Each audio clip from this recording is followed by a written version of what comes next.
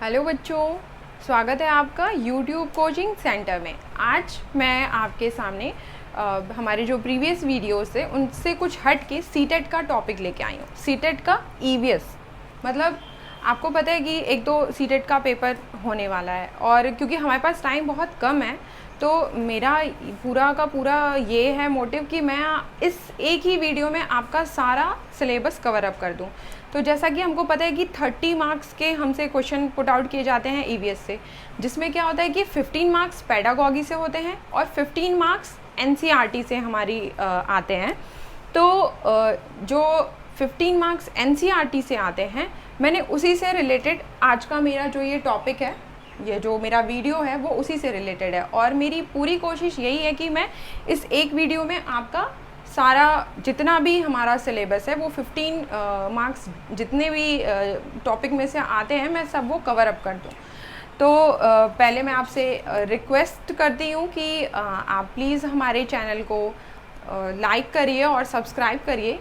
मैं शायद बार बार आपसे ये रिक्वेस्ट करती हूँ क्योंकि यही कहीं ना कहीं हमारे लिए मोटिवेशन है। तो हम स्टार्ट करते हैं आज का हमारा टॉपिक और मैं लास्ट में आपसे हमारे प्रीवियस ईयर के क्वेश्चंस भी डिस्कस करूंगी और आपको दिखाऊंगी कि हाँ मतलब यही इसी टॉपिक से जो है कि वो सारे क्वेश्चंस पुट आउट किए गए हैं। तो अब हम स्टार्ट करते हैं। देखिए, पहला पॉइंट है हमारा एनसीएफ 2005 पर्यावरण अध्ययन को कक्षा 3 से 5 तक एक विषय के रूप में देखती है।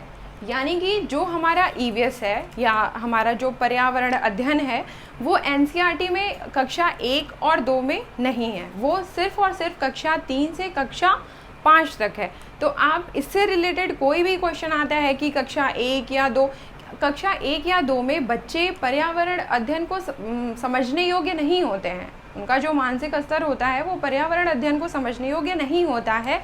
इस वजह से कक्षा 3 से 5 तक पर्यावरण को एक विषय के रूप में देखा गया है। एनसीएफ यानी कि नेशनल करिकुलम फ्रेमवर्क, यानी कि राष्ट्रीय पाठ्यचर्या की जो रूपरेखा है उसके आधार पे पर्यावरण अध्ययन को कक्षा 3 से 5 तक एक विषय के रूप में देखते हैं। पुस्तक की भाषा औपचारिक नहीं है, यानी कि जनरल सी बात है कि बच्चों का मानसिक स्तर हम देखते हैं कि कक्षा 3 से 5 तक के बच्चों का मानसिक स्तर क्या है। अगर हम औपचारिक भाषा को डालते हैं तो बच्चे उसे समझ नहीं पाते हैं, इसलिए पुस्तक में औपचारिक भाषा की जगह आम बोलचाल की भाषा का प्रयोग किया गया है। जो जनरली हम हमेशा बात करते हैं उस तरीके की भाषा का प्रयोग किया गया है ताकि हर बच्चे को समझने में आसानी हो। अब हमारा ये थर्ड पॉइंट है और इससे लगभग हर साल दोनों यानी कि जो जुलाई में हमारा सीबीएसई कंडक्ट कराती है पेपर और जो दिसंबर में कंडक्ट कराती है, लगभग हर बार एक क्वेश्चन इस टॉपिक से ज़रूर आता है। नए पाठ्यक्रम में इस विषय को 6 थीम में बांटा गया है। यानी कि पहला क्या है, आपसी संबंध, काम और खेल, जानवर, भोजन, पानी, आवास, यात्रा, हम चीज़ें कैसे बनाते हैं। ये जो हमारे 6 पॉइंट हैं, ये बहुत बहुत बहुत इम्पॉर्टेंट है क्योंकि हमेशा इससे क्वेश्चन इस तरीके से आता है कि नए पाठ्यक्रम में इसमें से क्या शामिल है। तो आपको 3 अलग ऑप्शन दे दिए, एक कोई इसमें से ऑप्शन दे दिया, या फिर ये पूछा कि नए पाठ्यक्रम में इस विषय में की जो 6 थीम है उसमें क्या शामिल नहीं है। तो ये इसमें से कोई 3 ऑप्शन दिए, आपको एक अलग से कोई दूसरा ऑप्शन दे दिया। तो ये बहुत ही इम्पॉर्टेंट है कि हम इन 6 के बारे में जानें। मतलब हमें ये 6 पॉइंट याद रहने चाहिए कि जो नए पाठ्यक्रम में इस विषय को किस किस 6 थीम में बांटा गया है। तो अब हम देखते हैं इसके आगे का। तो अब हम बात करते हैं आवास की, यानी कि जो हमारी 6 थीम थी उसमें हम पहले आवास के बारे में देखते हैं। पहला है हमारा मनाली या हिमाचल प्रदेश, यानी कि जो मनाली है वो हिमाचल प्रदेश में ही है। तो हिमाचल प्रदेश के जो घर होते हैं वो कैसे होते हैं, घर पत्थर के होते हैं या फिर लकड़ी के होते हैं और जो छत होती हैं वो ढलवा होती हैं क्योंकि वहाँ पे बर्फ़ पड़ती है। इस वजह से जो छतें होती हैं वो ढलवा बनाई जाती हैं और जो घर होते हैं वो पत्थर के होते हैं या फिर लकड़ी के होते हैं। तो अगर कोई ऑप्शन ये हमसे पूछता है कि अगर मकानों की संरचना कहीं पे इस तरह की है तो वो कहाँ पे होंगे, तो हमारा यही आंसर होगा मनाली, अगर ऑप्शन में है मनाली तो मनाली, हिमाचल प्रदेश है तो हिमाचल प्रदेश। अब हमारा दूसरा है कश्मीर और लेह लद्दाख, यानी कि जो यहाँ के घरों की संरचना होती है वो एक तरह की होती है। पत्थरों को काट कर एक के ऊपर एक रखकर जो है वो घर बनाए जाते हैं। बड़े बड़े पत्थरों को काट के एक के ऊपर एक रख के घर बनाए जाते हैं। और यहाँ पे भी जो छतें होती हैं वो ढलवा होती हैं। और एक चीज़ मिसिंग है कि जो घर का निचला हिस्सा होता है वो पशुओं को रखने के लिए काम में आता है। जो निचला हिस्सा होता है घर का वो ये लोग पशुपालन के लिए इस्तेमाल करते हैं।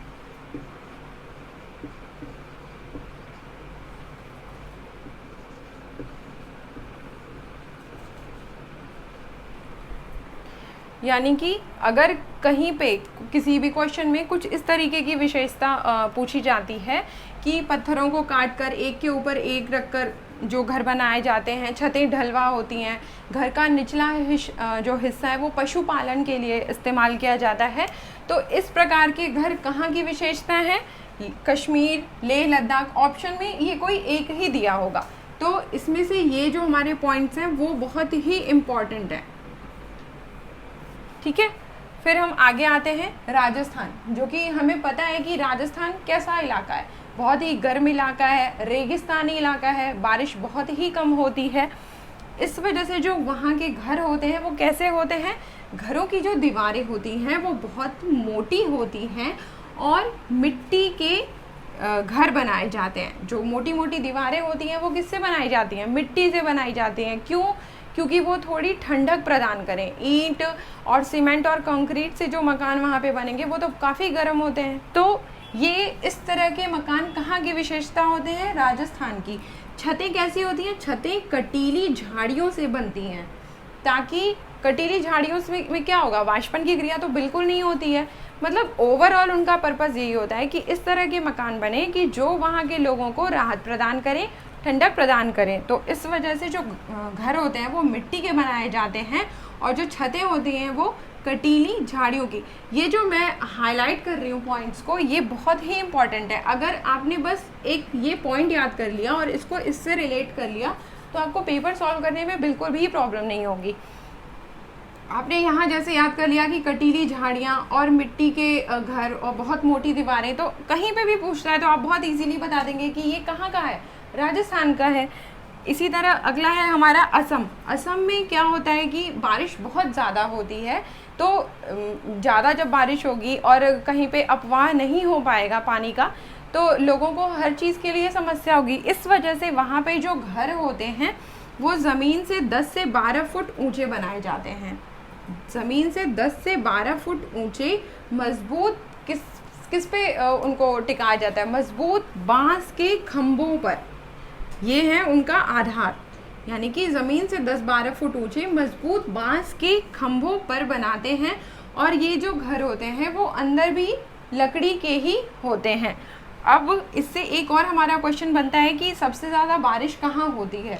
तो जैसा कि हमें पता है, पहले जो है हमारे जितने भी उत्तर पूर्वी राज्य हैं, हम भारत के नक्शे में देखते हैं जो हमारे उत्तर पूर्वी राज्य हैं या जिनको हम 7 बहनें भी कहते हैं, उनमें ही जो हमारा मेघालय राज्य है वहाँ चेरापूंजी में सबसे पहले सबसे ज़्यादा बारिश होती थी। लेकिन कुछ सालों से क्या हुआ कि ये आंकड़ा बदल गया और अब मेघालय के ही मौसिनराम में सबसे ज़्यादा बारिश होती है। तो ये है हमारा आज का कि आवास में मोस्टली अब तक जितने भी क्वेश्चन पुट आउट किए गए हैं वो सिर्फ इतने में से ही हैं। मतलब आपको कहीं ना कहीं की ये या फिर आपसे ये देगा और वहाँ उस राज्य का नाम पूछेगा, उस क्षेत्र का नाम पूछेगा कि मतलब इस तरीके के मकान कहाँ की विशेषता हैं या इस तरीके के मकान कहाँ पे मिलते हैं। तो ये हम जो है कि बहुत ही इम्पॉर्टेंट है और ये जो मैंने हाईलाइट किए हैं ये भी पॉइंट्स बहुत ही इम्पॉर्टेंट हैं। तो ये अगर हम याद करते हैं तो मैक्सिमम आपको 1 से 2 नंबर मिलेंगे। तो अब हम इसको देखते हैं हमारा नेक्स्ट पॉइंट क्या है। अब है हमारा दूसरा टॉपिक। पहले हमने पढ़ा अभी आवास, अब है हमारा भोजन। तो भोजन में देखिए ये जो मैंने लिखे हैं यहाँ पे, ये हमारे पहले के जो ये 4 पॉइंट्स हैं ये बहुत ही ज़्यादा इम्पॉर्टेंट है क्योंकि जैसे मैंने अभी प्रीवियस वाला बताया आवास में, तो इससे भी एक क्वेश्चन लगभग हमेशा क्वेरी करता है। जैसे कि ये है हांगकांग। हांगकांग में लोगों का क्या है, मतलब क्या पसंद करते हैं लोग, तो वहाँ के लोग सांप खाना पसंद करते हैं। और लिंग हू फेन, ये एक डिश का नाम है, लिंग हू फेन। तो हांगकांग के लोग क्या पसंद करते हैं, सांप और लिंग हू फेन। अब बात आती है हमारे केरल की, जो कि हमारा एक दक्षिणी राज्य है। केरल में क्या बहुत चाव से खाया जाता है, नारियल डली हुई करी के साथ उबला टैपियोका। टैपियोका एक तरीके का समुद्री मतलब मछली की ही कह लें एक दूसरी वैरायटी है। तो उबला टैपियोका, टैपियोका को हम कप्पा भी कहते हैं। अगर पेपर में कहीं ये नाम आता है तो प्लीज़ आप कंफ्यूज मत होना, टैपियोका को ही कप्पा भी बोला जाता है। तो केरल का क्या है, नारियल डली हुई किसी भी करी के साथ उबला टैपियोका या कप्पा। फिर बात आती है गोवा की। गोवा में क्या पसंद किया जाता है, नारियल के तेल में बनी हुई मछली, और कश्मीर में सरसों के तेल में बनी हुई मछली। तो ये अक्सर जो है कि इन 4 जगहों के बारे में ये हमसे अक्सर क्वेरी किया जाता है क्वेश्चन, और ये डिशेस के नाम दे देते हैं और मैच करना होता है आपको। तो इसको आप ध्यान से देखिए। मेरा टोटली यही मोटिव है कि हम आपका कोई टाइम वेस्ट ना करें और आपको कम टाइम में ज़्यादा से ज़्यादा बताएं। और ज़्यादा क्या, हम टोटली जितना भी हमारा सिलेबस है वो फुल कवर करें। तो अब ये भी एक क्वेश्चन आता है कि भोजन पकाने की विधियाँ, मतलब भोजन किन किन विधियों से पकाया जाता है। तो भोजन पकाने की जो विधियाँ हैं वो हैं तलना, सेकना, भुनना, उबालना, भाप से पकाना, स्टोइंग, बेकिंग। तो जनरली एक ये भी क्वेश्चन आता है कि कौन सा खाना, किस तरह का खाना हमारी सेहत के लिए बहुत फ़ायदेमंद होता है, तला हुआ या भुना उबला। तो हम अक्सर देखते हैं कि जो हमारे डॉक्टर्स होते हैं वो हमें यही सजेस्ट करते हैं कि आप उबला हुआ खाना खाइए, उबाल के, तो उबालना। जबकि और कुछ क्वेश्चन इस तरीके से आते हैं कि आपको 3-3 के पेयर में दे देंगे कि इसमें से कौन से हैं हमारी भोजन पकाने की विधियाँ। तो आपको इनमें से कहीं कुछ डिफरेंस कर देंगे, कहीं ये तीनों इन्हीं ऑप्शन में से होंगे। तो आप ये है, आप इसको नोट डाउन भी कर सकते हैं और आप इसको अच्छे से लर्न करिए, ताकि आपका जो पेपर है उसमें ज़रूर मतलब ये जो अगर ये क्वेश्चन इन केस आते हैं तो आप उसे ज़रूर सॉल्व कर पाएँ सही। तो फिर हमारा है भोजन संरक्षण की विधियाँ, यानी कि प्रिजर्वेशन ऑफ फूड, हम किस तरीके से प्रिजर्व कर सकते हैं फूड को। तो है निर्जलीकरण, यानी कि सुखाना। सुखाने से क्या होता है कि उसमें का जो पानी है वो ख़त्म हो जाता है, तो कीड़े बहुत मतलब कीड़े पड़ते ही नहीं हैं जल्दी। तो ये एक है कि हम लंबे समय तक भोज्य पदार्थों को संरक्षित कर सकते हैं। दूसरा है हमारा ऑक्सीकरण, यानी कि सल्फर डाइऑक्साइड का इसमें यूज़ किया जाता है ऑक्सीडेशन में। किसी भी फूड प्रोडक्ट का जब हम ऑक्सीडेशन करते हैं तो उसमें सल्फर डाइऑक्साइड का प्रयोग करते हैं। फिर है हमारा प्रशीतन, कम तापमान निष्क्रियता। हम जनरली लगभग सभी घरों में रेफ्रिजरेटर्स का यूज़ होता है, फ्रिज का यूज़ होता है। फ्रिज का यूज़ हम क्यों करते हैं, हमारा बचा हुआ खाना है तो यही होता है कि चलो इसको हम फ्रिज में डाल देते हैं, ये ख़राब नहीं होगा। क्योंकि क्या होता है उसमें जो छोटे छोटे जो कीटाणु हैं जो भोज्य पदार्थों को नष्ट करते हैं वो जल्दी पनपते नहीं हैं। इस वजह से ये जो प्रशीतन है ये भी भोजन संरक्षण की एक विधि है। फिर है उबालना, अगर अधिक ताप पे भी उबाल के बहुत सारे कीटाणुओं को हम नष्ट कर सकते हैं। तो ये जो सारी चीज़ें हैं ये हैं हमारे भोजन संरक्षण की विधियाँ। अब आई थिंक आपको बहुत अच्छे से ये समझ में आ गया होगा कि कहाँ का क्या फेमस है और भोजन पकाने की विधियाँ क्या क्या हैं और भोजन संरक्षण की विधियाँ क्या क्या हैं। अभी मैं इसके आगे आपको इसका और जो मतलब बचा हुआ पोर्शन है वो भी अभी आपको एक्सप्लेन करती हूँ। अब हम बात करते हैं जानवरों की। अभी हमने बात की आवास, कहाँ पे किस तरह के आवास मिलते हैं, भोजन कौन कौन से भोजन कहाँ के बहुत फेमस हैं और भोजन की संरक्षण की क्या विधियाँ हैं, भोजन पकाने की क्या विधियाँ हैं। अब हम बात करते हैं जानवरों की। तो अच्छा, हम देखते हैं ना कि चींटियाँ एक चींटी आगे चलती है और सारी चींटियाँ जो है कि उसका अनुसरण करती है, मतलब उसके पीछे पीछे चलती है। आप देखेंगे कि अगर हमने बीच में कोई ऐसे कुछ रख दिया या लाइन, तो वो थोड़ा सा डाइवर्ट हो जाती है, लेकिन जैसे हम हटाएंगे वो फिर से उसी वे में जाएंगी। ऐसा क्यों होता है? क्योंकि जो लीडर चींटी होती है, मतलब हर चींटियों में एक विशेष तरह की का एक फेरोमोन होता है, मतलब एक गंध होती है एक विशेष प्रकार की, जिस वजह से एक चींटी दूसरी चींटी का अनुसरण करते हुए चलती है। तो यही पॉइंट मैंने यहाँ पे लिखा भी है कि चींटियाँ, जो लीडर चींटी होती है, उसका एक विशेष प्रकार के सेंट या फेरोमोन गंध उसके द्वारा क्या करती है, उसका अनुसरण करती है। अब हम बात करते हैं, अच्छा मैंने यहाँ पे लिखा है जानवर, तो आप ये कंफ्यूज मत होइएगा कि मैंने लिखा है जानवर और मैं बात कर रही हूँ चींटियों, कीड़े मकोड़ों की। जनरली जो हमारी ईवीएस की जो एनसीईआरटी ने जो हमें बुक्स प्रोवाइड की हैं, उनमें ये है कि 3rd to 5th हम क्या करते हैं कि अलग अलग हम कैटेगरी में डिफाइन नहीं करते हैं कीड़े मकोड़े और जानवर, क्योंकि बच्चों की जो समझ होती है उसको ईजी बनाने के लिए हम जानवर सिर्फ एक इस कैटेगरी में ही सबको डिफाइन कर देते हैं। तो ये इसी टॉपिक के अंदर ये सारी चीज़ें हमारी आ जाती हैं। पॉइंट है, रेशम का कीड़ा, जो मादा रेशम का कीड़ा या बॉम्बिक्स मोरी होती है, उससे कई किलोमीटर दूर से ही उसकी जो गंध होती है उससे वो पहचान लेता है। ये जो विशेष गंध होती है वो कार्बन 16 वॉलेटाइल, मैंने यहाँ पे उसको नोट डाउन नहीं किया है, लेकिन मैं यहाँ आपको नोट करके बता देती हूँ। कार्बन 16 वॉलेटाइल, मतलब इसके द्वारा वो इस जो मादा कीड़ी है जो रेशम की, वो रेशम का जो नर कीड़ा होता है वो उसको आकर्षित करती है।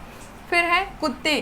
कुत्ते भी क्या होता है, देखिए हम जो है कि जो हमारी फॉरेंसिक टीम होती है वो क्या करती है, कुत्तों को भेजती है ना, कहीं पे किसी का मर्डर हो गया है, कुछ ऐसा कोई भी एक्सीडेंट हो गया है, तो वहाँ पे जासूस के तौर पे कुत्तों को भेजा जाता है, क्योंकि कुत्तों के पास एक ये बहुत बड़ी पावर होती है कि मतलब वो अपनी गंध, जो उनको गंध आती है वो उससे पहचान लेते हैं। कुत्तों में आप एक ये भी खास बात देखेंगे कि वो अगर कोई ट्विंस हैं, मतलब दो जुड़वा लोगों में भी वो अंतर बता देंगे, वो जानवरों और इंसानों में अंतर बता देते हैं, पहचान लेते हैं।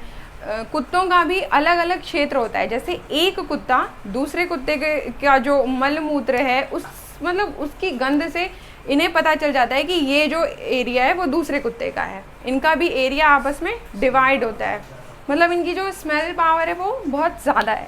तो ये था कुत्तों के बारे में। अब बात हम करते हैं मच्छरों की। मच्छर बहुत काटते हैं ना, अब हम ये सोचते हैं कि अरे हम तो यहाँ बैठे हैं, यहाँ कैसे आ गए मच्छर। तो देखिए मच्छरों के पास क्या होता है कि वो हमारे जो शरीर की गर्मी होती है, जो हमारे स्पेशली जो हमारे पैरों के तलवों की जो गर्मी होती है वो उससे मतलब मच्छर जो है हमें ढूंढ लेते हैं। और जैसे बहुत सी ऐसी बीमारियां हैं कि जो मच्छरों के काटने से होती हैं, जैसे कि चिकनगुनिया है, डेंगू है, मलेरिया है। मलेरिया अक्सर जो है कि हमसे क्वेश्चन पेपर में पुट आउट किया जाता है ये क्वेश्चन कि मलेरिया किसके काटने से होता है। तो जो मलेरिया है, देखिए हर मतलब हम कह लें कि हर जातियों की तरह या सभी जीवों की तरह जो है कि मच्छर में भी दो कैटेगरीज हैं, या फिर हम कह लें कि दो जेंडर हैं, नर और मादा। तो जो नर मच्छर होते हैं वो नहीं काटते हैं, स्पेशली जो काटती हैं या जो हमारा खून चूसते हैं वो कौन होते हैं, मादा मच्छर। तो मादा एनाफिलीज, जो ये मादा एनाफिलीज मच्छर है, इसके ही काटने से मलेरिया होता है। अब जो मलेरिया की दवा है जिसका नाम है कुनैन, वो किससे बनाई जाती है, ये अक्सर क्वेश्चन पूछा जाता है। तो ये सिनकोना वृक्ष की छाल से बनती है। अब आता है हमारा मधुमक्खियों के बारे में, हम कुछ डिस्कशन कर लेते हैं कि अक्टूबर से जो दिसंबर तक का महीना होता है वो मधुमक्खियों के अंडे देने का सही समय होता है। यानी कि जो मधुमक्खियां हैं वो अंडे, पूछा जाता है अगर क्वेश्चन की कौन सा आदर्श समय है मधुमक्खियों के अंडे देने का, तो हमारा आंसर क्या होगा, अक्टूबर से दिसंबर तक। फिर है जो लीची के फूल होते हैं वो मधुमक्खियों को बहुत लुभाते हैं। अब हम थोड़ा इसमें हमारा एक पॉइंट ये रह जाता है कि जो ये चींटियां हैं और ये मधुमक्खियां हैं, इनकी ये विशेषता होती है कि ये समूहों में रहते हैं। मतलब जो चींटियां हैं वो भी समूह में रहती हैं और जो हमारी मधुमक्खियां हैं वो भी समूह में रहती हैं। अब क्या होता है कि जो मधुमक्खियों का जैसे छत्ता है, तो एक मधुमक्खी तो छत्ता नहीं बनाती है, बहुत सारी मधुमक्खियाँ होती हैं। आपने छत्ता देखा होगा कि उसमें बहुत सारी मधुमक्खियाँ मिलके एक छत्ते का निर्माण करती हैं।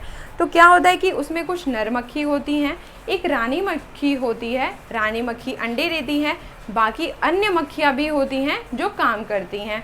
उसी तरीके से चींटियों के साथ भी होता है। चींटियों में भी जो एक सिपाही चींटी होती है वो बिल की रक्षा करती है, जो अन्य चींटियाँ होती हैं वो खाना ढूंढने का काम करती हैं, और जो है कि रानी जो चींटी होती है वो अंडे देती है।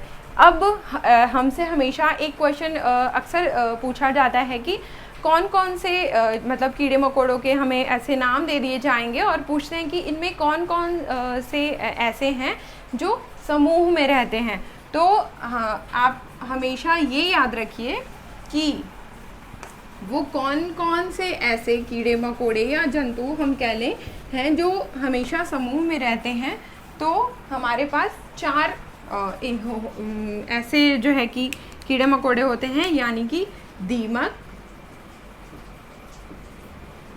चींटी, ततैये और मधुमक्खियाँ।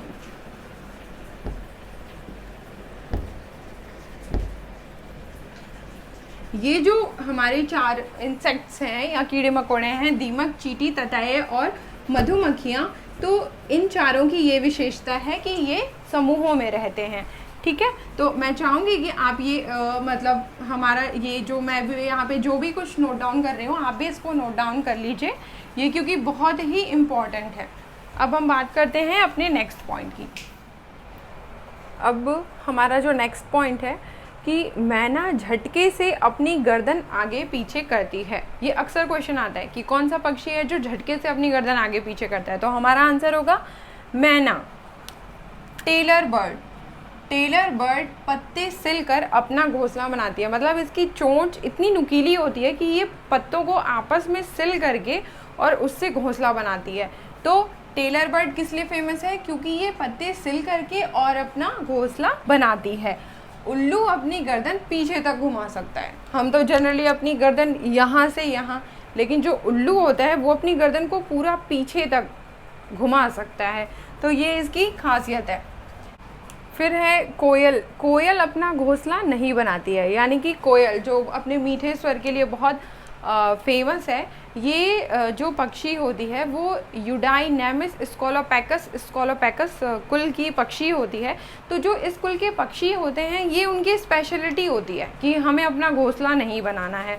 तो क्योंकि कोयल भी इसी कुल से बिलोंग करती है, इसी फैमिली से बिलोंग करती है, तो ये इसकी भी स्पेशलिटी है कि घोंसला ये अपना नहीं बनाती है। ये क्या करती हैं कि दूसरे पक्षियों में, और उन दूसरे पक्षियों में भी स्पेशली कौओं, जो कि अपनी बुरी आवाज़ के लिए बहुत फेमस है। तो कौओं की जो उनका जो घोंसला होता है उसको ये उल्टा करके, उनके अंडों को गिरा करके, और ये उसमें अपना मतलब अपने अंडों को रखती हैं। तो ये कोयल की बहुत ही एक ख़ास बात है, और ये क्वेश्चन भी हमसे पूछा जा सकता है। कुछ पक्षी जो है वो अपनी गर्दन बहुत ज़्यादा हिलाते हैं क्योंकि उनकी आँखों की पुतली घूम नहीं सकती है। मतलब जो हम जैसे हम चीज़ों पे कंसंट्रेट कर लेते हैं और देख पाते, तो जो उनकी ये बॉल होती है वो मतलब वो नहीं घूम सकती है। इस वजह से वो अपनी गर्दन को इस तरह घुमा घुमा के चीज़ों को देखते हैं। अब है रात में जागने वाले जानवर हर चीज़ को काला और सफ़ेद रंग में ही देखते हैं। देखिए, जो जानवर होते हैं, जो और जीव जंतु हैं, पक्षी हैं, वो हमारे इतने रंगों को तो देख नहीं पाते हैं। जो दिन में जागने वाले होते हैं वो थोड़े बहुत रंगों को देख भी पाते हैं, लेकिन जो रात में जागने वाले जानवर होते हैं वो हर चीज़ को काला और सफ़ेद रंग में ही देख पाते हैं। मतलब उन्हें वो चीज़ें रंगीन ही दिखाई देती, उन्हें सिर्फ किस रंग में दिखाई देती हैं? काले और सफ़ेद रंग में। अब हम बात करते हैं नेक्स्ट पॉइंट की। सांप के कान नहीं होते हैं, वो ज़मीन पर हुए कंपन को ही वो सुन पाता है। मतलब सांप के, ये अक्सर बच्चों के बीच में ना ये बहुत चर्चा का विषय बना होता है कि अरे सांप के कान होते हैं, सांप के कान नहीं होते हैं, होते हैं। तो कैसे वो बीन को सुनते हैं? वो क्या होता है कि वो जो ज़मीन पे जो वाइब्रेशन होती है उससे मतलब वो किसी भी आवाज़ को महसूस करते हैं या सुन पाते हैं, मतलब उनके कान नहीं होते हैं। सपेरों को काल बेलिया कहते हैं। जो सपेरे होते हैं, सांपों को पालने वाले होते हैं, उन्हें हम काल बेलिया नाम से जानते हैं। देखिए अब है हमारा चील, बाज, गिद्ध हमसे 4 गुना ज़्यादा दूरी से देख पाते हैं। मतलब जो इनकी विजिबिलिटी होती है, जो इनकी देखने की क्षमता होती है, वो हमसे 4 गुना ज़्यादा होती है। जैसे हमें कोई चीज़ अगर 2 मीटर से दिखाई दे रही है, तो ये जो तीनों पक्षी हैं, चील, बाज और गिद्ध, इनको वो चीज़ 8 मीटर की दूरी से ही दिखाई देती है। तो इनकी जो देखने की क्षमता है वो हमसे 4 गुना ज़्यादा है। ये क्वेश्चन अक्सर पूछा गया है कि वो कौन से पक्षी हैं जो हमसे 4 गुना, मनुष्यों से 4 गुना ज़्यादा देख पाते हैं। तो वो हैं चील, बाज और गिद्ध, जो हमसे 4 गुना ज़्यादा दूरी से देख पाते हैं। तो ये है हमारा पक्षियों से रिलेटेड कुछ पॉइंट्स। अब हम चलते हैं नेक्स्ट की तरफ। अब हम बात करते हैं कि जैसे हर तरह के जो जीव होते हैं वो कैसे मतलब रिएक्ट करते हैं किसी भी चीज़ को देख के। तो देखिए पहला है हमारा लंगूर। लंगूर जब किसी मुसीबत को अपने सामने आते हुए देखते हैं, मुसीबत क्या कि मतलब कोई उनसे बड़े जानवर आ रहे हैं और उनके ऊपर अटैक करने वाले हैं, तो जैसे कि शेर, चीता, तो इनको देख के वो क्या करते हैं, एक अजीब तरह की आवाज़ निकालते हैं अपने साथी जो उसके हैं उनको बताने के लिए, ठीक है, उनको आगाह करने के लिए एक विशेष तरह की आवाज़ निकालते हैं। ये लंगूरों की खासियत है। मछली किसी भी आती हुई मुसीबत को बताने के लिए क्या करती हैं, वो बिजली तरंगों के माध्यम से मतलब दूसरी मछलियों को बताती हैं कि हाँ या तो कोई बड़ी मछली आने वाली है या मगरमच्छ आने वाला है, तो वो इसके माध्यम से एक दूसरे को बताती हैं। पक्षी भी होते हैं, वो भी खास तरह की आवाज़ें निकालते हैं। इसी तरह हमारी जो डॉल्फिन है वो भी एक विशेष प्रकार की आवाज़ निकालती है। ये सब सुन के वैज्ञानिकों ने बताया कि मतलब बहुत सा बार तो ऐसा होता है कि इनकी एक अपनी विशेष भाषा ही होती है, मतलब एक आवाज़ ही नहीं, ये अपनी पूरी एक इनकी लैंग्वेज होती है, जिस तरह से हमारी लैंग्वेज है। इसी तरह हम देखते हैं कि कुछ जानवर भूकंप आने से पहले अजीब हरकतें करने लगते हैं। मतलब उनके बिहेव में बहुत चेंजेस आते हैं क्योंकि उनको ये एहसास हो जाता है कि भूकंप आने वाला है। एक और चीज़ होती है कि जब भूकंप आने वाला है तो जो हमारा एटमॉस्फेयर है, जो हमारा वायुमंडल है, उसमें रेडॉन गैस बढ़ जाती है, मतलब रेडॉन गैस की अधिकता हो जाती है भूकंप आने से पहले।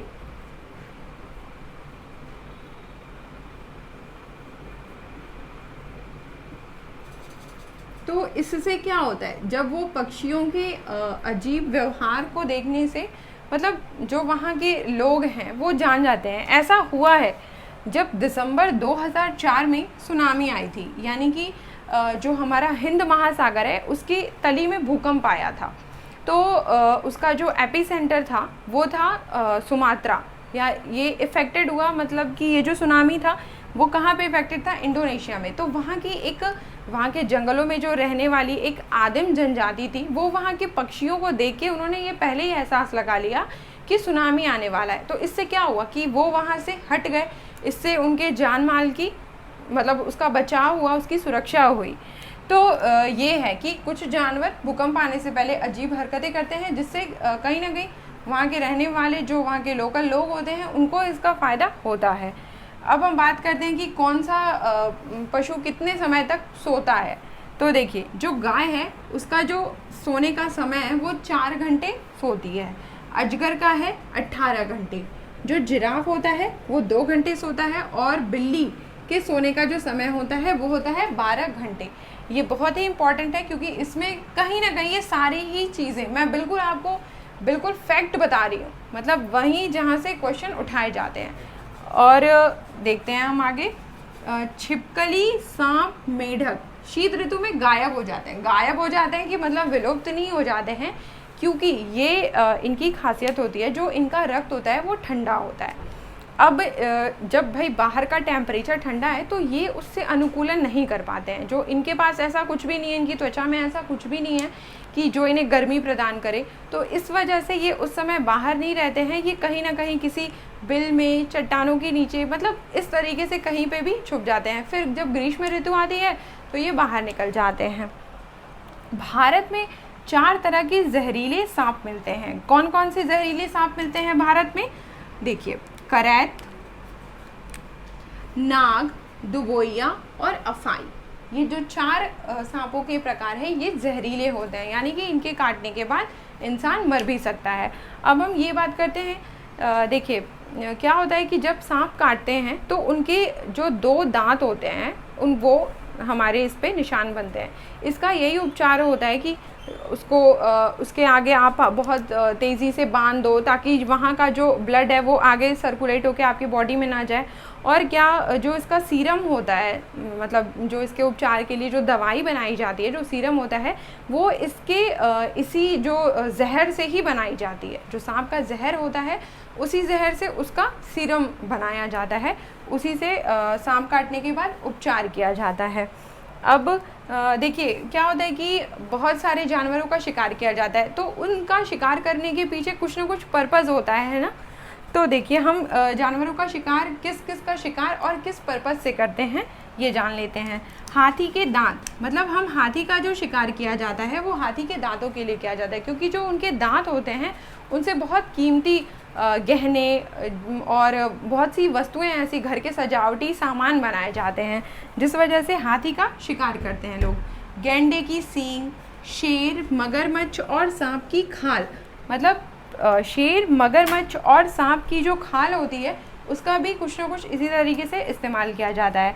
ये आपने प्रीवियस क्लासेस में पढ़ा होगा कि कस्तूरी मृग, जो कस्तूरी मृग होता है, हिरण होता है, उसकी नाभि में एक बहुत ही खुशबूदार पदार्थ मिलता है। वो इतना खुशबूदार होता है कि मतलब उसका कोई कहना ही नहीं है। तो कस्तूरी मृग का शिकार सिर्फ उस खुशबू के लिए किया जाता है।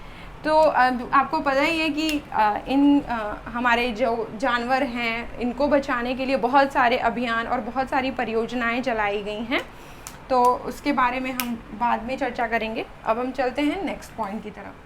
अब हम बात करते हैं एक मतलब जानवरों की श्रेणी में हम आगे चलते हैं। है हमारा दूसरा पॉइंट स्लॉथ। स्लॉथ क्या होता है? स्लॉथ जो है एक तरह का जानवर है जो कि सिर्फ भालू की तरह ही दिखाई देता है, लेकिन होता नहीं है वो भालू। देखिए इसकी क्या खासियत है, इसका जो जीवन काल होता है वो 40 वर्ष का होता है। ये कहाँ पे पाया जाता है? ये दक्षिण अमेरिका व मध्यवर्ती अमेरिका के जो वर्षावन होते हैं वहाँ पे पाया जाता है। दूसरी इसकी खासियत है कि ये 17 घंटे तक जिस पेड़ पे रहता है, ये पेड़ पे रहता है, एक ये है, तो जिस पेड़ पे ये रहता है 17 घंटे तक उससे उल्टे लटक कर मस्ती में सोता है। और सप्ताह में ये एक बार शौच करते हैं और ये जिस पेड़ पे रहते हैं उसी की पत्तियों को खाते हैं, तो इनको कहीं पे भी भोजन की तलाश में जाने की ज़रूरत नहीं होती है। ये अपने जो 40 वर्ष का जो इनका पूरा जीवन काल होता है उसमें बड़ी मुश्किल से भी ये बहुत जाते होंगे तो 7 से 8 पेड़ों पे ये अपनी पूरी ज़िंदगी बिता देते हैं। तो ये है स्लॉथ। अब हम बात करते हैं हाथी की। हाथी की खासियत है कि जो एक हाथी होता है वो 2 से 4 घंटे तक सोता है। एक जो बड़ा हाथी होता है वो एक दिन में 100 किलोग्राम से ज़्यादा पत्ते और झाड़ियाँ खा लेते हैं। ये हाथियाँ भी झुंड बना के रहते हैं, तो इनके झुंड की ये खास बात होती है कि इनके झुंड में सिर्फ हथिनियाँ और बच्चे होते हैं। एक जो बूढ़ी, जो सबसे बड़ी या कह लें जो सबसे बूढ़ी हथिनी होती है वही इनके झुंड का नेतृत्व करती है। सभी हाथी उसकी बात मानते हैं। फिर आई बात ये कि 14 से 15 साल तक हाथी भी इस झुंड में रहता है, लेकिन 14-15 साल के बाद जो हाथी होता है वो इस झुंड को छोड़ देता है और इसमें सिर्फ हथिनियाँ और बच्चे रह जाते हैं। एक झुंड में ज़्यादा से ज़्यादा 10 से 12 हथिनियाँ और बच्चे एक साथ रहते हैं। अब एक और बहुत इम्पॉर्टेंट है कि कौन से जानवर बच्चे देते हैं या कौन से मतलब अंडे देते हैं। तो देखिए एक इसका बहुत ही अच्छा फैक्ट है कि जिन जानवरों के कान बाहर दिखाई देते हैं उनके तो क्या होता है, उनके शरीर पे बाल होते हैं और वे बच्चे देते हैं। अब मैंने यहाँ पे नोट नहीं किया है, इसका जस्ट अपोजिट समझ लीजिए कि जिन जानवरों के कान बाहर दिखाई नहीं देते हैं, उनके शरीर पे बाल नहीं होते हैं और वो क्या देते हैं, अंडे देते हैं।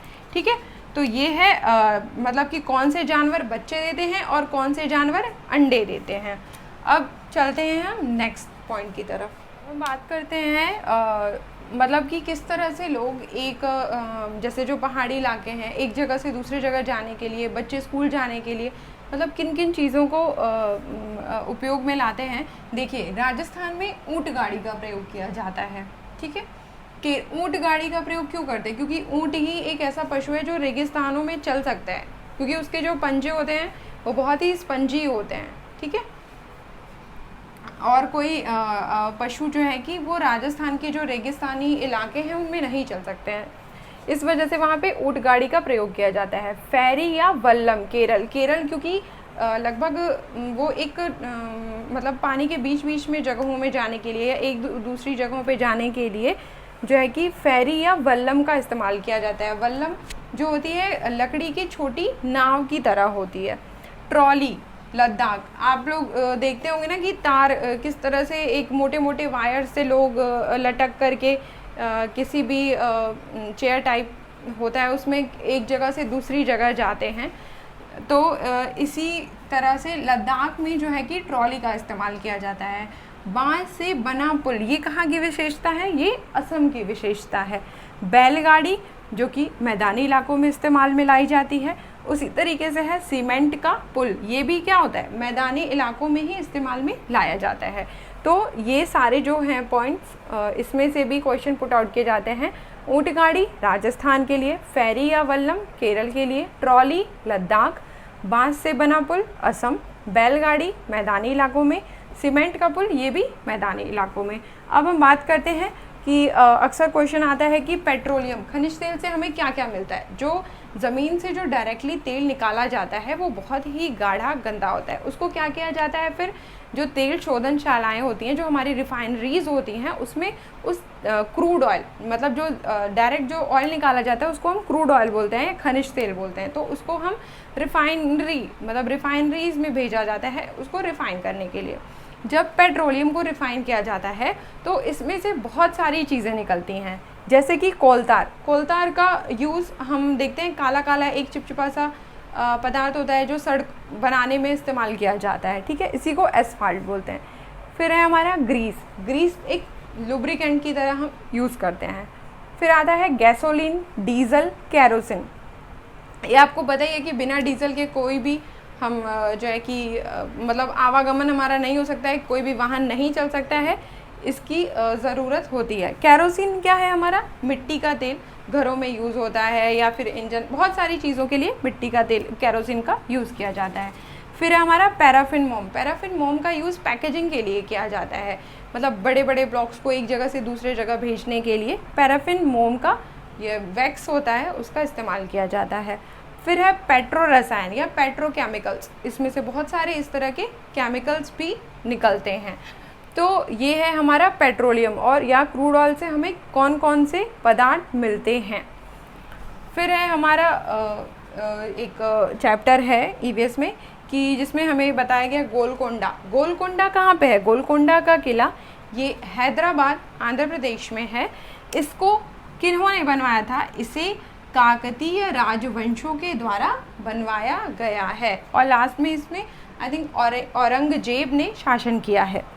फिर आता है हमारा डांडी यात्रा, आपने हमारे हिस्ट्री में बहुत ही फेमस है डांडी यात्रा महात्मा गांधी के द्वारा एक शुरू किया गया अभियान था, जिसमें जो कि 1930 में इन्होंने अहमदाबाद से दांडी तक यात्रा की थी। ये किस से रिलेटेड है, देखिए ये है एक नमक कानून। उस समय क्या हुआ था कि अंग्रेज़ों ने नमक बनाने पे रोक लगा दी थी, ऊपर से नमक पे बहुत भारी टैक्स लगा दिया था। अब भाई हम घरेलू चीज़ों के लिए भी मतलब बहुत जो गरीब परिवार हैं या उस समय तो वैसे भी स्थिति बहुत ख़राब थी सबकी, तो मतलब हमें अपना निर्वहन करना बहुत मुश्किल हो गया था। किस तरीके से हम नमक का इस्तेमाल करें, एक तो उसके मतलब निर्माण पे रोक लगा दी है, ऊपर से उस पर टैक्स बहुत ज़्यादा लगा दिया है।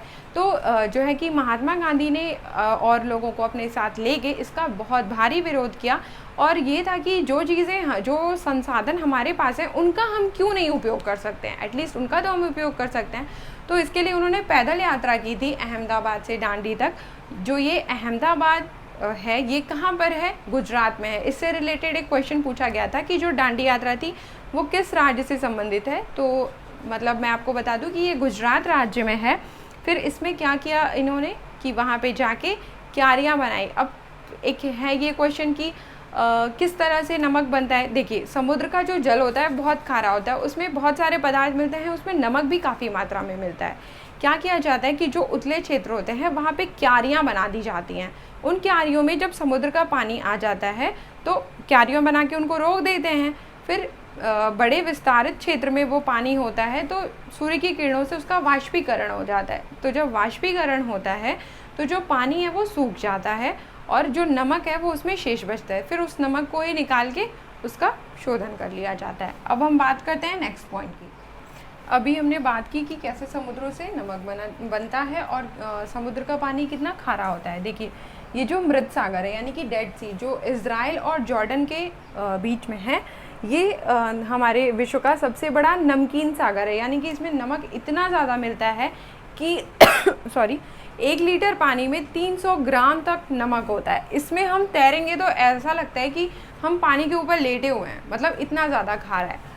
तो बात करते हैं अगला कि कांसा किससे बनता है। कांसा जो है कि तांबा और टिन को मिलाकर बनता है। पीतल तांबा और जस्ता को मिलाकर बनता है। इस्पात कार्बन और लोहा को मिलाकर बनता है। तो ये पॉइंट्स आप इसमें से नोट डाउन करिए और इसको ज़रूर से ज़रूर लर्न करिए, क्योंकि इनमें से ज़रूर क्वेश्चन पुट आउट किए जाते हैं। अब हम बात करते हैं RTE एक्ट 2009। मतलब RTE एक्ट क्या है, राइट टू एजुकेशन यानी कि शिक्षा का अधिकार अधिनियम, जो 2009 में आया था। इसके अकॉर्डिंग क्या था कि 6 से जो 14 वर्ष के बच्चे हैं उनको अनिवार्य शिक्षा दी जाए। ठीक है, अब हम बात करते हैं मधुबनी पेंटिंग। देखिए, ये बहुत ही फेमस पेंटिंग है मधुबनी, जो कि किसके नाम पे पड़ी है, बिहार का एक मधुबनी जिला है, उसी के नाम पे इस पेंटिंग का नाम पड़ा है मधुबनी पेंटिंग। इसमें क्या खास होता है कि जो है चावल को पीस करके उसमें फूलों के रंगों को मिला करके और इसकी रंगाई की जाती है। ठीक है, तो अगर कहीं पे भी इस पेंटिंग का नाम आता है तो आप उसको कहाँ से रिलेटेड बताएंगे, बिहार से। फिर हम बात करते हैं पोचमपल्ली। देखिए, पोचमपल्ली वैसे तो एक गांव का नाम है जो कि तेलंगाना राज्य में है। पहले आंध्र प्रदेश में था, लेकिन जब जो है कि 2014 में आंध्र प्रदेश का विभाजन हो गया तेलंगाना में, तो अब ये जो है गांव है ये तेलंगाना राज्य में पड़ता है। क्या होता है कि जो यहाँ के ज़्यादातर लोग हैं वो बुनकर हैं, वो बुनाई करते हैं और एक बहुत ख़ास तरह की बुनाई करते हैं जो कि वहाँ की साड़ियों में देखने को मिलती है, कपड़ों में देखने को मिलती है। तो क्योंकि उस गांव के जो ज़्यादातर लोग हैं वो बुनकर हैं और वो जो बुनाई करते हैं, इसीलिए उनका नाम हमने उस गांव के ही नाम पे रख दिया पोचमपल्ली। ठीक है, और ये बहुत ही सुंदर बुनाई होती है सॉरी। अब देखिए, हम बात करते हैं अबू धाबी। एक अक्सर जो है कि ये क्वेश्चन क्वेरी किया जाता है कि रेत के टीले कहाँ मिलते हैं। तो अबू धाबी में रेत के टीले ही हर जगह दिखाई देते हैं। चेराओ नृत्य कहाँ का फेमस है, या फिर मिज़ोरम में कौन सा नृत्य किया जाता है, तो आंसर है हमारा चेराओ नृत्य, जो एक ये विशेष प्रकार का नृत्य होता है, वहाँ पे फसल कटने के बाद किया जाता है, उसका नाम है चेराओ नृत्य। अब देखिए, अक्सर क्वेश्चन आते हैं हमारे ये कि कौन कौन से त्यौहार इसमें पूर्णिमा को मनाए जाते हैं, पूर्णिमा के दिन कौन से, अमावस्या के दिन, तो हम उसके बारे में थोड़ा डिस्कस कर लेते हैं। देखिए, मैंने आपको ये लाइन से बता दिया है कि पूर्णिमा के दिन हम जनरली कौन कौन से त्योहारों को मनाते हैं। होली, रक्षाबंधन, गुरु पूर्णिमा, वट सावित्री, गुरु नानक जयंती, हनुमान जयंती, बुद्ध जयंती, ये कुछ खास ऐसे दिन हैं जो कि पूर्णिमा के ही दिन पड़ते हैं। ठीक है, अब हम बात करते हैं अमावस्या की। तो ये जो हमारे 2 फेस्टिवल हैं, पोला और दीपावली। तो दीपावली तो सबको पता है, लेकिन पोला क्या है कि इसमें बैलों का श्रृंगार किया जाता है और उनकी पूजा की जाती है। और ये जो पोला फेस्टिवल है वो महाराष्ट्र, कर्नाटका और छत्तीसगढ़ में मनाया जाता है। अब हम चलते हैं नेक्स्ट पॉइंट की तरफ। अब हम बात करते हैं झूम खेती की। झूम खेती को स्थानांतरित खेती भी बोलते हैं। ये जो है भारत के उत्तर पूर्वी राज्यों में विशेषतः की जाती है। झूम खेती की खासियत क्या होती है? देखिए, इसमें क्या करते हैं कि पहले एक ज़मीन पे फसलों को उगा लेते हैं, उसके बाद जब फसल काटने के बाद उस ज़मीन को कुछ समय के लिए वैसे ही छोड़ दिया जाता है। अब उस जो छोड़ा है उस समय अंतराल में उसमें जो भी खरपतवार, बांस जो भी निकल आते हैं उनको उखाड़ते नहीं हैं, उनको वहीं पे गिरा के और जला दिया जाता है। जलने के बाद जो राख होती है वो खाद का काम करती है। अब जब हमें उसमें दोबारा बुआई करनी होती है तो उसको जोता नहीं जाता है, उसको बस हल्का सा हिला के, खुरेद के हल्का सा, और उसमें बुआई कर दी जाती है।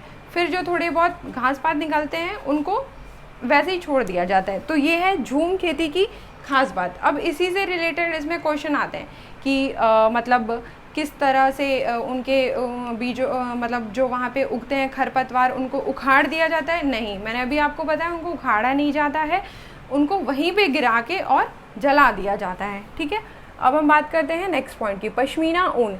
पश्मीना ऊन कैपरा हिरकस नामक बकरी से मिलता है, जो कि कहाँ मिलती है? कश्मीर में। यानी कि ये बहुत ही मतलब महंगा ऊन होता है, या बहुत कह लें हम कि बहुत ही एक स्पेसिफिक वैरायटी है। जैसे कई ऊनी कपड़ों के बराबर ये हमें गर्मी देती है। 250 घंटे लगते हैं इस ऊन से एक शॉल तैयार करने में। ठीक है, ग्रीन हाउस गैसें, कौन कौन सी गैसें हैं जो ग्रीन हाउस गैसें हैं? H2O यानी कि जल वाष्प, carbon dioxide, methane, nitrous oxide और ओजोन, ये जो हैं ये हैं हमारी ग्रीन हाउस गैसेस। फिर हम बात करते हैं एसिड रेन की, यानी कि अम्ल वर्षा। जब बारिश में पानी के साथ जब सल्फर डाइऑक्साइड और नाइट्रस ऑक्साइड या नाइट्रिक ऑक्साइड की जब अधिकता होती है तो वही क्या होता है? अम्ल वर्षा होती है। लेकिन जनरली हम देखते हैं कि जो अम्ल वर्षा है उसमें जो बहुत ही इफ़ेक्टिव है वो है सल्फर डाइऑक्साइड। और अब इससे एक और क्वेश्चन बनता है कि ताजमहल जो है हमारे देश का जो मतलब एक अजूबा है, जो विश्व के 7 अजूबों में एक अजूबा हमारे देश का है ताजमहल। तो ये क्वेश्चन आता है कि उसका रंग जो है वो पीला पड़ रहा है, वो ऐसा क्यों हो रहा है? देखिए, उसके बगल में है मथुरा। मथुरा की जो तेल शोधनशाला है यानी कि जो रिफाइनरी है उससे जो है अक्सर ये क्या निकलता है? सल्फ़र डाइऑक्साइड निकलता है, और यही सल्फ़र डाइऑक्साइड ही है जिसकी वजह से ताजमहल का रंग पीला पड़ रहा है। ठीक है, फिर हम आते हैं रेगिस्तानी ओक। ये एक विशेष तरीके का पौधा है जो कि कहाँ पे मिलता है? ऑस्ट्रेलिया में पाया जाता है। इसकी जड़ें जो है बहुत ही गहरी होती हैं और इतनी ज़्यादा गहरी होती हैं कि मतलब जब तक उनको पानी ना मिल जाए, फिर क्या होता है कि वो पानी धीरे धीरे उन जड़ों के माध्यम से इसके तने में संचित होता रहता है। अब जो वहाँ के लोग होते हैं जहाँ पे ये पेड़ पाया जाता है उनको क्योंकि इस बारे में पता होता है, तो जब भी पानी की तकलीफ़ होती है तो वो इनकी तनों में पाइप डाल के और उससे पानी का इस्तेमाल करते हैं, उससे पानी को निकाल लेते हैं। ठीक है, अब हम बात करते हैं खेजड़ी। खेजड़ी जो है कि रेगिस्तानी इलाकों में पाया जाता है। इसकी जो इसकी छाल होती है उससे दवाई बनाई जाती है। इसकी लकड़ी में कीड़े कभी भी नहीं लगते हैं, ये एक ख़ास बात है खेजड़ी की। फिर है हमारा निपेंथिस। निपेंथिस भी एक तरीके का पौधा है जो कि कीड़े मकोड़ों को, मेढक को, मतलब ये एक ढक्कन की तरह होता है। इसकी संरचना ना कुछ यूँ होती है, जैसे ऐसे मटका है नीचे और ऊपर ढक्कन है, वो ऐसे खुला रहेगा। कोई भी कीड़ा मकोड़ा आया या कुछ भी, इसमें से बहुत अच्छी खुशबू आती है, वो आकर्षित होकर इसके पास आते हैं, वो झट से उनको पकड़ लेता है और इसका ढक्कन बंद हो जाता है। तो है ना ये बहुत चालाक पौधा। तो ये जो निपेंथिस है ये कहाँ पे मिलता है? ये ऑस्ट्रेलिया, इंडोनेशिया और भारत में ये मेघालय में मिलता है। अब हम बात करते हैं जंगल अधिकार कानून की, जो कि कब पारित हुआ था? सन 2007 में। इससे भी रिलेटेड क्वेश्चन आया है कि जंगल अधिकार कानून कब पारित हुआ था? तो ये पारित हुआ था 2007 में। ये जंगल अधिकार कानून क्या है? इस कानून में इस बात का वर्णन किया गया है कि जो लोग 25 वर्षों से किसी जंगल में रह रहे हैं, वहाँ की जो भूमि है, वहाँ से उत्पादित होने वाली जो चीज़ें हैं उस पर वहाँ के लोगों का अधिकार है और उनकी सुरक्षा का निर्णय भी उन लोगों की जो ग्राम सभा है वो ही करेंगे।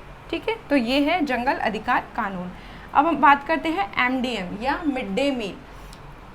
देखिए, सभी की आर्थिक स्थिति एक सी नहीं होती है और सभी को भरपेट भोजन भी नहीं मिलता है, इसलिए जो हमारी अदालत ने ये हमें निर्णय लिया कि मिड डे मील का आयोजन हर स्कूलों में किया जाए, मतलब बच्चों को मिड डे दोपहर का भोजन दिया जाए।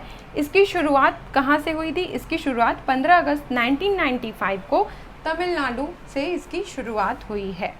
ठीक है, अब हम बात करते हैं कि हमारे यहाँ पे जो तरह तरह के पौधे हैं वो कहाँ से आए हैं। कुछ तो भारत के हैं, जैसे कि चाय तो हमारे असम में की ही उपज है, असम में ही पैदा हुई है, लेकिन और कुछ ऐसे पौधे हैं जो अन्य देशों से हमारे यहाँ व्यापारियों के द्वारा लाए गए हैं, तो हम उनकी बात करते हैं। काली मिर्च है जो वो दक्षिण अमेरिका से पुर्तगालियों के द्वारा लेके आई गई है। भिंडी और कॉफ़ी अफ्रीका से लाई गई है। सोयाबीन है वो चीन से लाई गई है, और गोभी और मटर इनके बीच यूरोप से लाए गए हैं। अब आई थिंक आपको ये अच्छे से समझ में आया होगा। अब हम डिस्कस करते हैं अपना नेक्स्ट पॉइंट। अब हम बात करते हैं, जैसे अभी मैंने लास्ट में बताया था कि कुछ बीज जो है हमारे विदेशों से आए हैं या व्यापारियों के माध्यम से आए हैं, तो अब हम देखते हैं केनेथ राउली, ओल्गा जिरार्ड और सोयाबीन, इसके बारे में बात करते हैं कि कैसे बीज जो है प्रकीर्णन के माध्यम से एक जगह से दूसरी जगह पहुंच जाते हैं। जो ये केनेथ राउली है, ये एक तरह का पौधा है, और जो है कि कपास की तरह, आपने देखा है कपास कितना सॉफ्ट उसके रेशे जैसे होते हैं, तो उसी तरीके से ना ये केनेथ राउली भी होता है। अब तेज़ हवा चलेगी तो इसके बीज जो है कि छिटक के एक जगह से दूसरी जगह चले जाते हैं। ठीक है, ये है ओल्गा जिरार्ड। ओल्गा जिरार्ड भी एक तरीके का पौधा होता है जो कि जानवरों के शरीर पे और हमारे कपड़ों में बहुत आसानी से चिपक जाता है। ओल्गा जिरार्ड एक ऐसा पौधा है जिससे वेलक्रो का आइडिया है। वेलक्रो जैसे आपको पता है ना, सैंडल्स में लगा होता है, ऐसे चिपकता है, बैग्स में लगा होता है, इसे चर चर की ऐसी कुछ आवाज़ आती है। ठीक है, दोनों साइड चिपक जाते हैं, उसको हम बोलते हैं वेलक्रो। तो एक हमारे स्विट्ज़रलैंड के वैज्ञानिक कह लें, जॉर्ज मेस्ट्रल थे, जो 1948 में इन्होंने वेलक्रो का आविष्कार किया। उन्होंने जो है कि एक बार वो अपने कुत्ते को लेके टहलने गए, तो वहाँ से वो आए तो उन्होंने देखा कि अरे बहुत सारे मतलब बीज चिपके हुए हैं, उनके भी शरीर से और उनके कुत्ते के भी शरीर से। उन्होंने उस पर माइक्रोस्कोप से वो देखा कि क्या है, तो उसमें देखा उन्होंने कि जो वो बीज थे उसमें हुक जैसी उसका जो स्ट्रक्चर था वो हुक के जैसा था, जिसकी वजह से वो उन लोगों के साथ चला आया था। तो उसी से उनको आइडिया आया वेलक्रो बनाने का। तो आज वेलक्रो का हम कितना अच्छा इस्तेमाल करते हैं, सैंडल में वेलक्रो, बैग्स में वेलक्रो, पर्स में, तो वेलक्रो का ये यूज़ है। और इस तरीके से अच्छा ये बताइए, माइक्रोस्कोप का किसने इन्वेंशन किया था? तो गैलीलियो गैलीली ने। उससे क्या होता है कि 1000 गुना हमें जो चीज़ें हैं वो बड़ी दिखाई देती हैं। ठीक है, अब बात करते हैं सोयाबीन। सोयाबीन की ये खासियत है कि जब इसके बीज पक जाते हैं, जब इसकी फलियां पक जाते हैं, तो ये खुद ही छटक करके इसके जो है बीज हैं वो इधर उधर बिखर जाते हैं। ठीक है, बिहू जो है असम का प्रमुख त्यौहार है। ये असम में जब चावल की फसल कटती है तो इसको मनाया जाता है। ठीक है, कर्डम मल्लेश्वरी एक वेट लिफ्टर हैं जो कि कहाँ से बिलोंग करती हैं? आंध्र प्रदेश से। ये एक बार में 130 किलोग्राम तक वेट उठा लेती हैं। इन्होंने भारत के लिए 29 मेडल भी जीते हैं। ठीक है, अब हम बात करते हैं बछेंद्री पाल एक ट्रैकर थी। ठीक है, पर्वतों पे चढ़ने को हम बोलते हैं ट्रैकिंग, पर्वतों से उतरने को हम बोलते हैं रैपलिंग। ठीक है, तो ये उत्तरकाशी उत्तराखंड की थी, और 23 मई 1984 को, यानी कि 23 मई 1984 को ये माउंट एवरेस्ट, जो कि दुनिया की सबसे ऊंची चोटी है, उस पे इन्होंने अपना कदम रखा था। ये पूरी दुनिया की कह लें तो 5वीं और भारत की पहली महिला हैं जो कि माउंट एवरेस्ट पे चढ़ी, यानी कि 8850 मीटर की ऊंचाई पे चढ़ी। माउंट एवरेस्ट को नेपाल में सागर माथा के नाम से जानते हैं। ठीक है, सुनीता विलियम्स एक एस्ट्रोनॉट हैं, अंतरिक्ष यात्री हैं, जो कि ताल्लुक़ तो रखती हैं गुजरात के अहमदाबाद से। वो हैं तो मूल रूप से भारतीय, किंतु वो अमेरिका में ही पली बड़ी हैं और उनकी शिक्षा दीक्षा सारी चीज़ें अमेरिका से हुई हैं। तो अमेरिका का जो नासा है, ठीक है, उन्होंने ही इनको जो है कि स्पेस पे भेजा था। और ये भारतीय मूल की दूसरी महिला हैं, अंतरिक्ष में जाने वाली भारतीय मूल की दूसरी महिला हैं। जो पहली महिला थी वो थी कल्पना चावला, और ये सुनीता विलियम्स, और एक ये भी इनके नाम रिकॉर्ड दर्ज है कि ये बहुत लंबे समय तक वहाँ पे रहने वाली पहली महिला हैं। ठीक है, फिर हम बात करते हैं चंद्रमा पर गुरुत्वाकर्षण बल पृथ्वी का 1/6 होता है, यानी कि पृथ्वी पे जो ग्रेविटेशनल फोर्स है उसका सिर्फ एक भाग मतलब 1/6 भाग ही जो पृथ्वी पे जो गुरुत्वाकर्षण बल है वो चंद्रमा पे गुरुत्वाकर्षण बल का सिर्फ 1/6 भाग है, यानी कि पृथ्वी पे गुरुत्वाकर्षण बल ज़्यादा है, चंद्रमा पे गुरुत्वाकर्षण बल बहुत कम है। ठीक है, क्योंकि देखिए इसका एक बहुत सीधा सा एग्जांपल है कि अगर किसी भी इंसान का वेट अगर हम मानते हैं कि 100 किलोग्राम है अर्थ पे, तो जो है कि वो क्या बोलते हैं चंद्रमा पे वो क्या हो जाएगा, यानी कि हम 100 इसको डिवाइड कर देंगे। ठीक है, तो ये हमारा आ जाएगा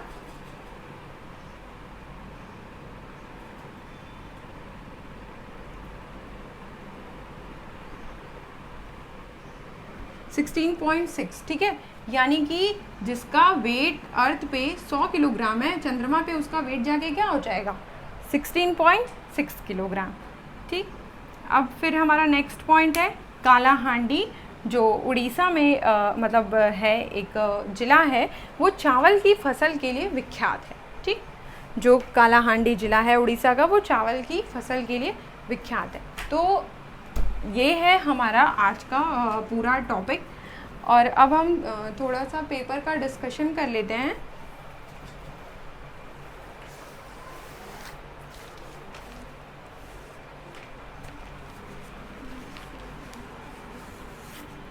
मेरे पास ये जुलाई 2018 का पेपर है सीटेट का, जिसमें कि क्वेश्चन कुछ इस तरह से क्वेरी किए गए हैं कि पहला है हमारा ये झूम खेती में अपनाई जाने वाली पद्धति के विषय में नीचे दिए गए कथनों पर विचार कीजिए, जिसमें हमारा पहला ऑप्शन है एक फसल प्राप्त करने या कटने के बाद ज़मीन को कुछ साल तक ऐसे ही छोड़ देते हैं। ठीक है, फिर हमारा दूसरा इसमें ऑप्शन है इस जगह जो बांस या खरपतवार जंगल उग जाता है उसे उखाड़ कर जला देते हैं।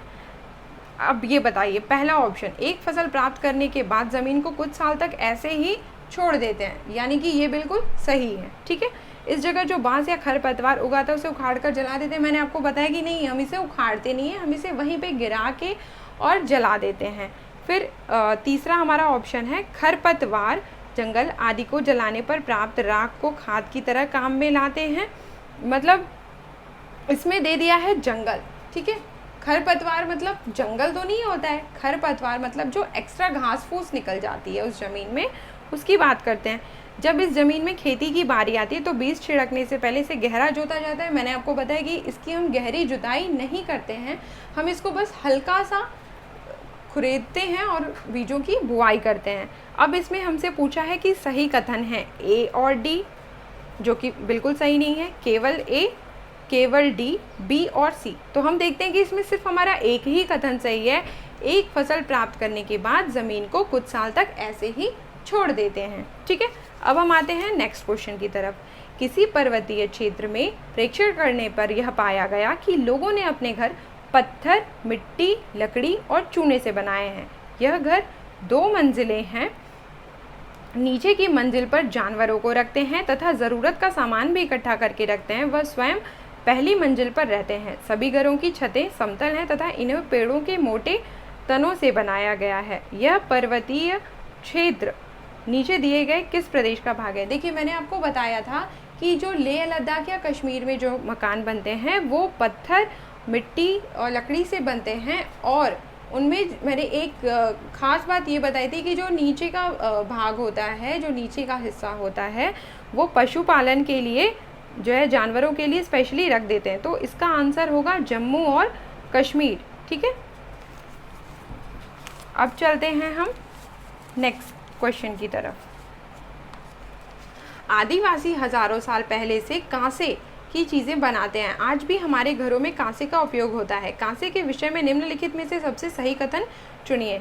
देखिए, मैंने आपको बताया ना कि कांसा जो है तांबा और टिन को मिला के बनते हैं, जो कि इसमें पहला ही ऑप्शन दिया हुआ है। यह तांबे, कॉपर और टिन का मिश्रण है, यानी कि इसका पहला ही ऑप्शन सही है। ठीक है। नारियल डली हुई किसी भी करी के साथ उबला हुआ टैपियोका निम्नलिखित में से किस क्षेत्र का प्रिय भोजन है? जो मैंने आपको बताया था कि ये कहाँ का भोजन है, केरल का। ठीक है। तो हमारे ऑप्शन दिए हुए हैं तमिलनाडु, केरल, पश्चिम बंगाल और बिहार। तो हमारा सही आंसर क्या होगा? केरल। आमतौर पर, दूसरा क्वेश्चन है, आमतौर पर यह माना जाता है कि रात में जागने वाले जानवर हर चीज़ को जिस रंग में देखते हैं वे रंग हैं। मैंने आपको बताया कि वैसे तो जानवर और भी कम ही देखते हैं, लेकिन जो रात में जो जानवर देखते हैं वो क्या होते हैं, वो सिर्फ चीज़ों को काला और सफ़ेद रंग में देखते हैं। तो हमारा पहला ही ऑप्शन सही है यहाँ पे, काला और सफ़ेद। अब हमारा नेक्स्ट क्वेश्चन है, केंचुओं को किसानों का मित्र माना जाता है, इसके लिए निम्नलिखित में से सही कारणों को चुनिए। तो पहला है, केंचुए मृत पत्तियों और पौधों को खाते हैं तथा इनके मल से जमीन उपजाऊ बनाते हैं। ठीक है, जो कि सही है। केंचुए खरपतवार खाते हैं जिससे मुख्य फसल की रक्षा होती है, ये तो बिल्कुल गलत ऑप्शन है। केंचुए ज़मीन में छेद बनाते हैं जिससे ज़मीन पोली हो जाती है, ये बिल्कुल सही ऑप्शन है। आपने देखा होगा कि जो मतलब खेतों में जो केंचुए होते हैं वो अक्सर ज़मीन में से मिट्टी को खुरेद देते हैं और मतलब वहाँ की जो ज़मीन होती है वो खोखली सी हो जाती है। केंचुओं द्वारा बनाए गए छेदों से ज़मीन को आसानी से हवा और पानी मिल जाता है, ये बिल्कुल सही है। जब वहाँ पे छेद हो जाता है तो वहाँ की जो मिट्टी है उसको बहुत ही आसानी से पानी और हवा मिलती है। तो हमारा इसका लास्ट ऑप्शन सही होगा, सी, डी और ए। अब हम देखते हैं अगला क्वेश्चन, हमारे देश के मानचित्र में झारखंड कहाँ स्थित है? छत्तीसगढ़ के दक्षिण पूर्व में, जो कि सही नहीं है। उत्तर प्रदेश के पश्चिम में, ये भी गलत है। पश्चिम बंगाल के पूर्व में, ये भी सही ऑप्शन नहीं है। उड़ीसा के उत्तर में, ये है हमारा सही ऑप्शन, जो उड़ीसा के उत्तर में ही झारखंड की स्थिति है। निम्नलिखित में से क्या पेट्रोलियम से प्राप्त नहीं होता है? मैंने आपको बताया था, लिस्ट दिखाई थी आपको पूरी बना के कि क्या क्या पेट्रोलियम से मिलता है। उसमें हमारा डीजल था, पैराफिन मोम था, ग्रीस था, लेकिन कोयला नहीं था, यानी कि हमारा राइट आंसर क्या होगा? कोयला। अब हम चलते हैं नेक्स्ट क्वेश्चन की तरफ। निम्नलिखित में से त्योहारों के उस समूह को चुनिए जिन्हें पूर्णिमा को मनाया जाता है। दिवाली, महाशिवरात्रि, गुरु नानक जन्म दिवस। दिवाली, गुरु नानक जन्म दिवस, रक्षाबंधन। होली, महाशिवरात्रि, बुद्ध जयंती। होली, रक्षाबंधन, गुरु नानक जन्म दिवस। तो अब हम अगर ऑप्शन को देखते हैं तो हमारा जो चौथा ऑप्शन है वो बिल्कुल करेक्ट है, होली, रक्षाबंधन और गुरु नानक जन्म दिवस। ठीक है, क्योंकि दिवाली जो है वो अमावस्या को मनाई जाती है। फिर हमारा नेक्स्ट क्वेश्चन है, निम्नलिखित राज्यों के समूह में से किस एक समूह के समुद्र तट अरब सागर पर हैं? ठीक है, तमिलनाडु, आंध्र प्रदेश। आंध्र प्रदेश पहले ही गलत है क्योंकि ये जो है बंगाल की खाड़ी इस तरफ है, मतलब हमारे ये पूर्वी तट पर है। ठीक है, फिर दूसरा है हमारा कर्नाटक, केरल और गुजरात। हम इसमें देखते हैं कि हमारे जो ये तीनों ही ऑप्शन है वो बिल्कुल सही है, क्योंकि ये भारत के पश्चिमी कोस्टल रीजन, जो हमारा वेस्ट कोस्टल रीजन है, वहाँ के ये तीनों स्टेट हैं और ये तीनों ही अरब सागर के तट पे स्थित हैं। इसलिए हमारा दूसरा ही ऑप्शन सही हो जाएगा, कर्नाटक, केरल और गुजरात। देखिए, अभी जो हमने प्रीवियस पेपर आपसे डिस्कस किया उसमें मोस्टली 13 क्वेश्चन जो है कि आपको मिले कि अभी जो मैंने टॉपिक पढ़ाया था इसी से आए हुए हैं। तो लगभग मान के चलिए कि जितने भी पेपर आते हैं, सीबीएसई जितने भी पेपर सीटेट के कंडक्ट कराती है उसमें मैक्सिमम 14 to 15 क्वेश्चन जो है कि इसी तरीके से इसी टॉपिक से आपको मिलेंगे। ठीक है, अब हम फिर से एक और दूसरा पेपर जो ये 2019 का पेपर है इसको हम डिस्कस कर 2019 का जो पेपर है उसको डिस्कस करते हैं। ये देखिए, इसमें क्वेश्चन है कि नीचे दी गई सूची पर विचार कीजिए। कछुआ, घड़ियाल, कौवा, बत्तख, मछली। इस सूची में निम्न में से कौन सा दूसरों से भिन्न है? ठीक है, तो हम देखते हैं, बत्तख, मछली, कछुआ, घड़ियाल, ये सब क्या है? पानी में रहने वाले जीव हैं। लेकिन कौवा क्या है? कौवा एक पक्षी है, यानी कि इसमें सबसे अलग क्या है? कौवा है। ठीक है, यानी कि राइट ऑप्शन होगा हमारा थर्ड। फिर है शहर और राज्य और अत्यधिक पसंद का भोजन। हांगकांग का मैंने आपको बताया कि देखिए नीचे दिया हुआ है, पकाया हुआ सांप। केरल का क्या है? किसी भी करी के साथ उबला टैपियोका। कश्मीर, सरसों के तेल में बनी मछली। और गोवा का क्या था? नारियल के तेल में बनी हुई समुद्र की मछली।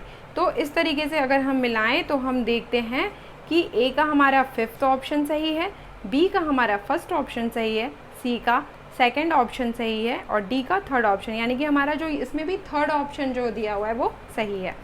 फिर देखते हैं नीचे दिए गए पक्षियों की कौन सी प्रजाति झटके से अपनी गर्दन आगे पीछे करती है। मैंने आपको अभी और ये बोर्ड पे भी लिख के दिखाया था कि जो मैना होती है उसकी ये खासियत होती है कि वो अपनी गर्दन को झटके से आगे पीछे करती है, यानी इसका सही आंसर है मैना।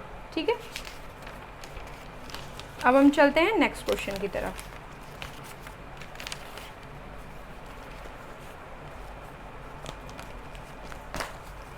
ये देखिए, अब इसमें है हाथियों के विषय में नीचे दिए गए कथनों पर विचार कीजिए। हाथी बहुत कम आराम करते हैं, यह एक दिन में केवल 2 से 4 घंटे ही सोते हैं। ये मैंने आपको बताया था अभी कि हाथी जो है कितने घंटे सोते हैं, 2 से 4 घंटे सोते हैं। एक बड़ा हाथी एक दिन में 200 केजी से अधिक पत्तियां और झाड़ियां खा लेता है, ये बिल्कुल गलत है। मैंने आपको बताया था कि एक हाथी एक दिन में कितनी झाड़ियाँ और पत्ते खा लेता है, लगभग 100 किलोग्राम तक। इन्हें पानी और कीचड़ में खेलना बहुत भाता है, इससे इनके शरीर को ठंडक मिलती है, जो कि बिल्कुल सही है। किसी हाथियों के झुंड में सबसे बुजुर्ग हथिनी ही सभी फैसले लेती है, ये भी बिल्कुल सही है, क्योंकि वही सबका नेतृत्व करती है और वही सारे फैसले लेती है। यानी कि हमारे कौन कौन से ऑप्शन सही हैं, ए, सी और डी। ठीक है, यानी कि ये सी, डी और ए, यानी इसका 4th जो ऑप्शन है वो सही है। अब हम आते हैं नेक्स्ट क्वेश्चन की तरफ। देखिए, राजस्थान में गांव के लोग मिट्टी के घरों में रहते हैं जिनकी छतें कटीली झाड़ियों की होती है में रहते हैं, यानी कि ये ऑप्शन बिल्कुल सही है। मनाली हिमाचल प्रदेश में घर बांसों के खंभों पर बनाए जाते हैं, जो कि गलत है। मैंने आपको बताया था बांसों के खंभों पे घर कहाँ पे बनाए जाते हैं, असम में बनाए जाते हैं, क्योंकि वहाँ पे बहुत ज़्यादा बारिश होती है। लेह में पत्थर के 2 मंजिले घर बनाए जाते हैं, नीचे की मंजिल पर ज़रूरत का सामान और जानवरों को रखते हैं। ये बिल्कुल सही ऑप्शन है, यानी कि इसमें हमारे सही कौन कौन से हैं, ए और सी। बी बिल्कुल गलत है, तो हमारा राइट आंसर होगा ए और सी, यानी कि 4th ऑप्शन। ठीक है, अब हम बात करते हैं नेक्स्ट क्वेश्चन की।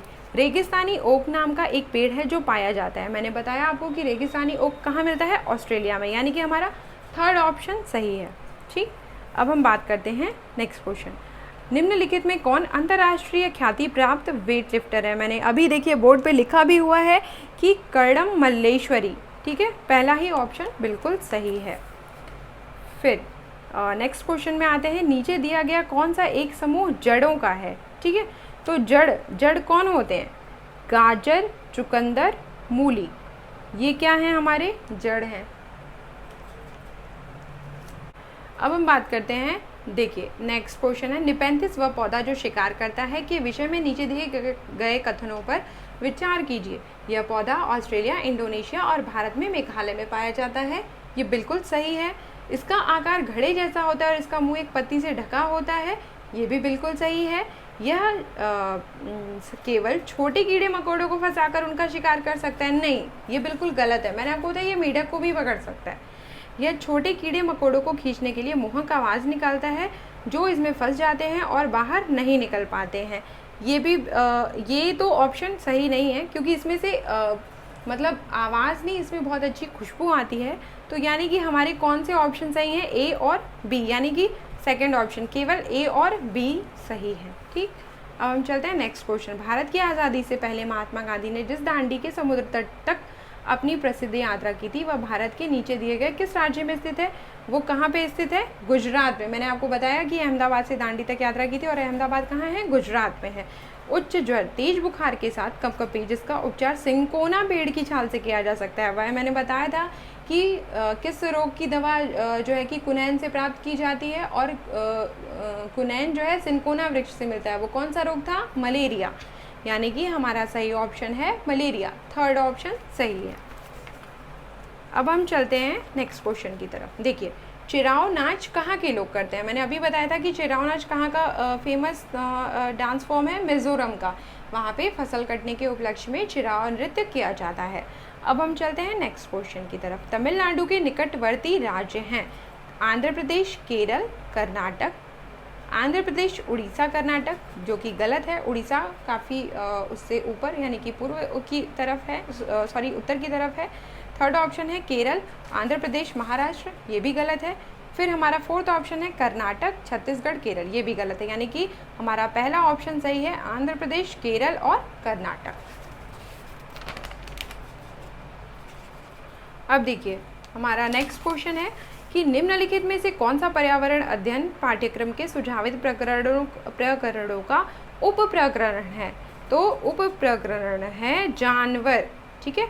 हम चीज़ें कैसे बनाते हैं, परिवार और मित्र तो है ही नहीं, भोजन, ये सब क्या है, ये सब थीम है, लेकिन हमसे सब थीम पूछा है, ठीक है, तो यानी कि जानवर, ठीक है।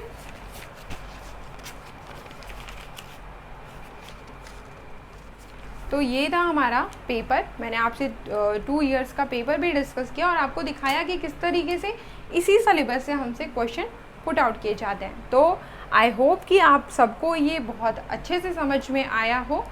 तो अब हम मिलते हैं इसी उम्मीद में कि हम आगे भी आपसे आपके लिए आपके CTET से रिलेटेड और भी वीडियोस लेके आएंगे। तो फिर हम चलते हैं। Thank you.